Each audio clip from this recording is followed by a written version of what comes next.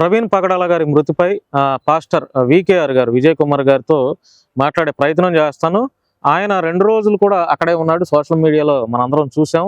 చాలా మంది పాస్టర్స్ కూడా రాజమండ్రిలోనే 2 రోజులు అక్కడే ఉండి పోరాటం చేశారు, న్యాయ పోరాటం చేశారు. పాస్టర్ ప్రవీణ్ పగడాల గారి మృతిపై వికేఆర్ గారు విజయ్ కుమార్ పాస్టర్ గారు ఎలా స్పందిస్తున్నారు, అసలు ఆయన ఏం గమనించారు, ఆయన అభిప్రాయం ఏంటి తెలుసుకునే ప్రయత్నం చేస్తాను. హలో పాస్టర్ గారు, గుడ్ మార్నింగ్ అండి. Good morning brother. సార్, ఈ ప్రవీణ్ పగడాల గారి మృతి పైన మీతో మాట్లాడటానికి కాల్ చేశాను సార్. ఓకే ఓకే, చెప్పండి మీ పేరు.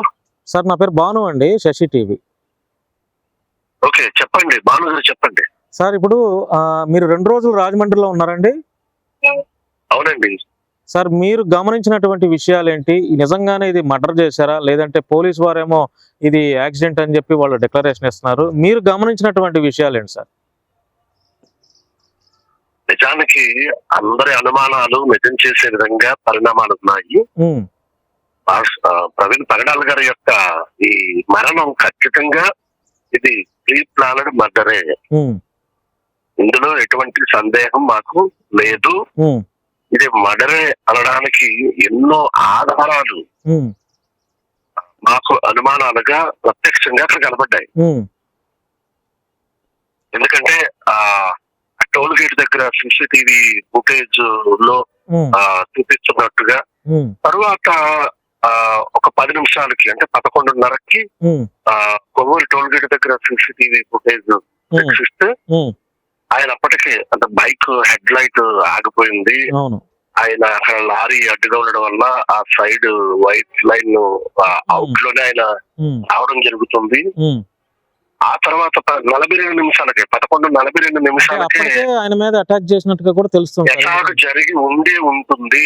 అంతేకాకుండా ఆయన అక్కడ లారీ ఉందని ఆ సీసీటీవీ ఫుటేజ్ లో టోల్ గేట్ దగ్గర చూస్తే నెమ్మదిగా నడిచి వెంటనే ఫాస్ట్ గా వచ్చేసాడు ఆయన. అంటే వెనకాల ఎవరో ఫాలో అప్ చేస్తున్నట్టుగా ఉంది. తర్వాత సీసీటీవీ ఫుటేజెస్ లేవు.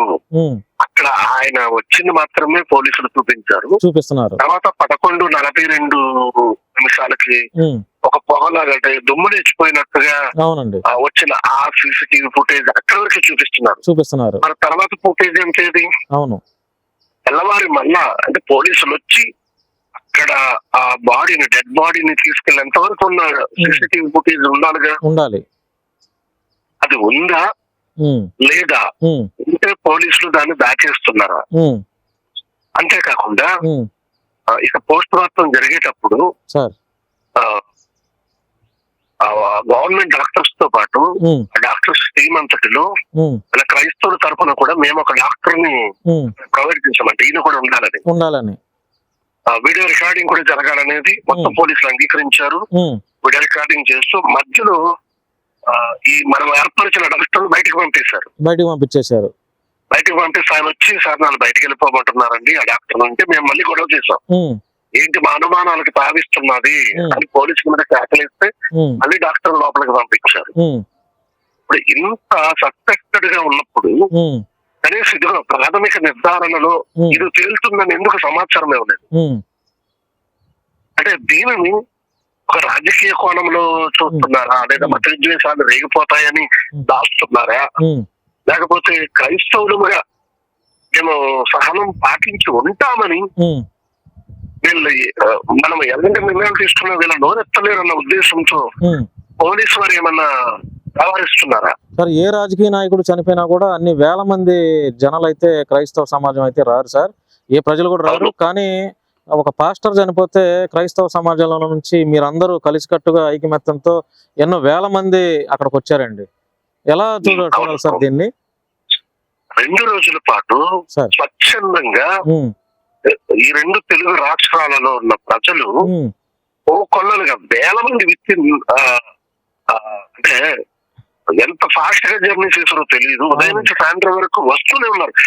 అవర్స్ లో చేరుకుంటున్నారు. అవునండి, అవును. రాజమండ్రి అంతా 10 నుంచి 15 వేల మంది జనం కిక్కిరిసిపోయింది. రాజమండ్రి చరిత్రలో, గవర్నమెంట్ హాస్పిటల్ చరిత్రలో ఇంత క్రౌడ్ ఎప్పుడు లేదు. మీరు కూడా ఎప్పటికప్పుడు అప్డేట్ చేస్తున్నారు, మీరు కూడా ప్రయాణం చేస్తూనే అప్డేట్ చేస్తున్నారు, ఎప్పటికప్పుడు అప్డేట్ చేస్తున్నారు అక్కడ హాస్పిటల్ నుంచి. అవునవును బ్రదర్. అంటే తూర్పుగోదావరి జిల్లా పాస్టర్స్ ఫెలోషిప్ లో ఒక భాగస్థుడిగా ఆల్ ఇండియా క్రిస్టియన్ కౌన్సిల్ యొక్క ఆర్గనైజేషన్ ఒక భాగస్థుడిగా ఈ సమాచారం అప్డేట్ ఇచ్చే బాధ్యత నాకు ఇచ్చారు. ఓకేనండి. ఓకే. సో అందుకోసం ప్రాపర్ గా సమాచారం ఇవ్వాలన్న ఆలోచనతో అక్కడ జరిగేటప్పుడు కూడా ఏ లైవ్ ఇవ్వడం గానీ లేదా ఏ మీడియా గానీ మేము విషయాలు చెప్పలేదు గానీ అధికారికంగా ప్రకటిద్దాం, తదుపరి ప్రకటిద్దాం అన్న ఎదురు చూపు చూసాం. సార్ మీడియా కూడా కొంతమంది మాత్రం వచ్చారు కానీ పెద్ద పెద్ద ఛానల్స్ వాళ్ళు కూడా అక్కడికి ఎందుకని రాలేదండి?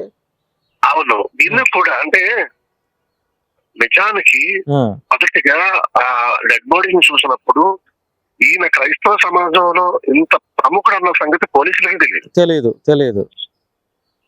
ఆ క్షణం నుండి రాజమండ్రి తూర్పుగోదావరి జిల్లా ఏఐసిసి అధ్యక్షుడు మోజేష్ బాబు గారి యొక్క ఆధ్వర్యంలో క్రైస్తవ పెద్దలకు పిలుపునివ్వడం జరిగింది.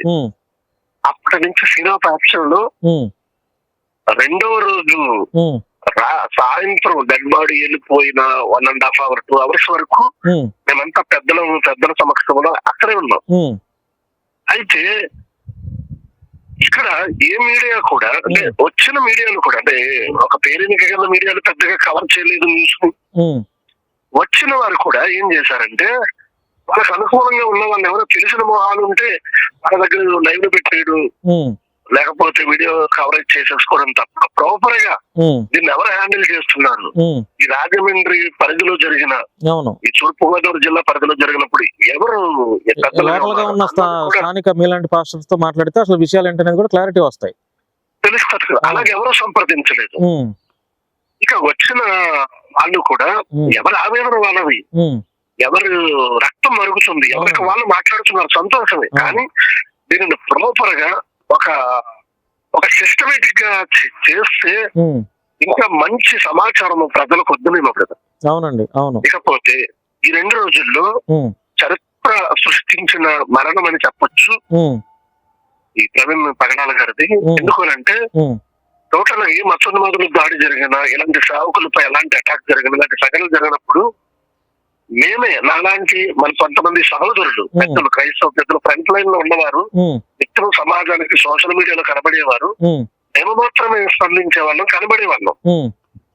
కానీ యావత్ క్రైస్తవ పెద్దలు, ఆంధ్రప్రదేశ్ లోని క్రైస్తవ పెద్దలైన వారు అంటే తెలంగాణ సేవకులైతే ఎలాగో తర్వాత సమాధి కార్యక్రమం అక్కడే కాబట్టి అలా రాకపోవచ్చు, కానీ ఆంధ్రప్రదేశ్ లోని క్రైస్తవ పెద్దలు నిజానికి అంటే చాలా మంది అనుకోవచ్చు క్రైస్తవులు కొంతమంది విమర్శలు చేసేవాళ్ళు, వాళ్ళ కార్పొరేట్ సేవకులండి, వాళ్ళు ఏమి పట్టించుకోరండి, వాళ్ళు రారండి అని ఎవరి గురించి అయితే మాట్లాడారు. అలాంటి పెద్దలైన వారు కూడా, వయసులో పెద్దవారు, సీనియర్లు, పెద్ద పెద్ద సంఘాలు ఉన్న వాళ్ళు స్పందించారు, వచ్చారండి అక్కడికి. ఎన్నో ఆర్గనైజేషన్ కు సంబంధించిన క్రైస్తవ నాయకులు వచ్చారు. అందరూ వచ్చారు, ఐకమత్యంగా అందరూ వచ్చారు. ఇంకా చాలా మందిని మేము ఆపేసాం. నాకు ఫోన్లు చేస్తూనే ఉన్నారు, అలా రావచ్చు అంటే లేదు, మీరు వచ్చేసరికి సమయం అవుతుంది, బాడీ వెళ్ళిపోవచ్చు. ఎందుకంటే మాకు నిన్నటి రోజు అనగా 26వ తేదీ ఉదయం 9 గంటలకే పోస్ట్ మొత్తం స్టార్ట్ అవుద్దని చెప్పారు. కానీ అక్కడ జరిగిన గందరగోళ పరిస్థితుల్లో మధ్యాహ్నం 1 గంట వరకు పోస్ట్ మొత్తం అనేది స్టార్ట్ చేయలేదు, 1 గంటన్నర వరకు కూడా. ఎందుకంటే అంత నాటకీయ పరిణామాలు చోటు చేసుకున్నాయి. అంటే ఇందులో అసలు అంత అవసరం ఎవరికి ఉంది సార్? అసలు ఇప్పుడు అంటే ఒకటి ఇందులో పోలీసుల జాప్యం ఒక ఎత్తు అయితే, ముందు నుంచి ఉన్న క్రైస్తవ పెద్దలను సంప్రదించకుండా కొంతమంది క్రైస్తవ సేవకులు, నాయకులు అనబడిన వారు వాళ్ళ ఉనికి కోసం, వాళ్ళ పేరు కోసం సడన్ ఎంట్రీ ఇచ్చి అందరికి దూరిపోయి పోలీసులకు కూడా మీరెవరు అంటే నేను అయితే రండి అంటే ఇలాగా దీన్ని ఎవరు డీల్ చేస్తున్నారు, ఎవరు ఆధ్వర్యంలో ఇంత పగడ్బందీగా జరుగుతుంది, వాళ్ళని సంప్రదించడం ఆలోచన లేదు. ఎవరి ఉనికి కోసం వాడు అసలు ముఖ్యమో తెలియని వాడు అక్కడ పోస్ట్ మార్టానికి ముందు బాడీని చూపిస్తారు, ఎక్కడెక్కడ గాయాలేదు, అందులో పేర్లు ఉన్నాయి వాళ్ళు, అందరూ ఇక్కడ కూర్చున్నారు. అసలు క్రైస్తవ సమాజానికి తెలియదు ఎవరు, కానీ పేరు కోసం మాత్రం అక్కడ బిల్డప్ ఇచ్చారు. దీన్ని నేను తీవ్రంగా ఖండిస్తున్నాను.